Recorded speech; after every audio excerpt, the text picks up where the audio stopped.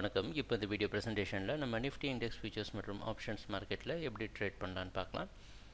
நீங்கள் பார்த்துருக்குது Nifty index ஃபியூச்சர்ஸுடைய 7 நிமிஷம் candlestick chart. நேற்று மார்க்கெட்டில் என்ன நடந்திருக்குன்னா, மார்க்கெட் ஒரு பெரிய கேப்பில் தான் ஓப்பன் ஆகிருக்கு. ஓப்பன் ஆனது பார்த்திங்கன்னா 13,840 பக்கமாக ஓப்பன் ஆகி அதே ரேஞ்சிலே ரொம்ப நேரம் ஸ்டே பண்ணிட்டு மார்க்கெட் படிப்படியாக மேலே போய் 13,900 வரைக்கும் போயிட்டு 13,890 க்ளோஸ் ஆகிருக்கு. இன்றைக்கி மார்க்கெட்டோட ஓப்பனிங் 13,940லேருந்து 960க்குள்ளே ஓப்பன் ஆகிறதுக்கு வாய்ப்பு இருக்க மாதிரி தெரியுது. மார்க்கெட் தொடர்ந்து பையிங்க்கு சாதகமாக இருக்கும் அப்படின்றதுல நமக்கு சந்தேகம் இல்லை.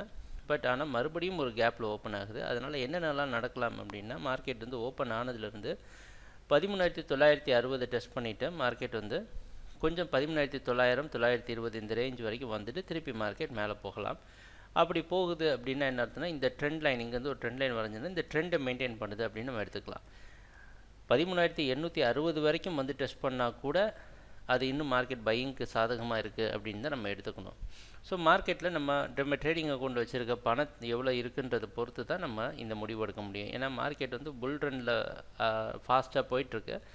பட் டே ட்ரேட் பண்ணுறவங்களுக்கு இந்த மாதிரி கேப் அப் ஓப்பன் ஆகுது, ரொம்ப ஸ்ட்ராங் புல் ரன் வந்து அந்தளவுக்கு நமக்கு ரேஞ்சு கொடுக்காது. அதனால் பொறுமையாக இருந்து உங்களுக்கு கரெக்டான என்ட்ரி வந்தால் நீங்கள் என்ட்ரி பண்ணலாம், இல்லைன்னா அந்த மார்க்கெட்டை விட்டுறலாம். சரிங்களா? அடுத்தடுத்த டார்கெட்லாம் பார்த்திங்கன்னா மார்க் பண்ணியிருக்கிறோம். ஸோ மார்க்கெட் வந்து நம்ம முன்னாடி சொன்ன மாதிரி 14,200 வரைக்கும் இந்த பையிங் மேலே கண்டினியூ ஆகிறதுக்கான வாய்ப்புகள் உள்ளது.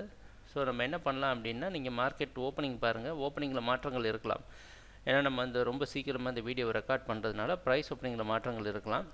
எங்கே ப்ரைஸ் ஓப்பன் ஆகுதோ அடுத்தடுத்த சப்போர்ட் கீழே நீங்கள் பை பண்ணிவிட்டு ஸ்டாப் லாஸ் சப்போர்ட் வர வரைக்கும் வெயிட் பண்ணுங்கள்.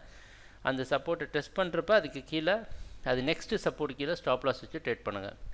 உதாரணத்துக்கு 13,220 டெஸ்ட் பண்ணுது அப்படின்னா, மேபி 13,920 டெஸ்ட் பண்ணுதுன்னா 13,900 இல்லை அது கீழே ஸ்டாப் லாஸ் வைக்கலாம். அப்படி இல்லைன்னா நீங்கள் அடுத்த சப்போர்ட் வரைக்கும் போகணும். ஏன்னா மார்க்கெட்டோட ரேஞ்ச் அதிகமாக ஸ்டாப் லாஸ் ரேஞ்சு இன்க்ரீஸ் ஆகுது. கொஞ்சம் பாதுகாப்பாக இதை பண்ணணும்னா ஆப்ஷன்ஸ் மார்க்கெட் ட்ரை பண்ணலாம். 13,950 அப்படின்றது இன்றைக்கி அட் த மணி ஆப்ஷனாக இருக்கும். 59ல் க்ளோஸ் ஆகிருக்கு. 2 ஸ்ட்ரைக் விட்டு 26ல் க்ளோஸ் ஆனால் 14,050 அப்படின்ற அடுத்த இந்த strike out of money strike எடுத்துக்கோங்க. 26 ருபீஸில் க்ளோஸ் ஆகிருக்கு. இன்றைக்கி இது வந்து ஒரு 40 ரூபாவில் ஓப்பன் ஆகும். ஒரு 35லேருந்து 30 ரூபா கிடச்சதுன்னா இதை நீங்கள் பை பண்ணிக்கலாம்.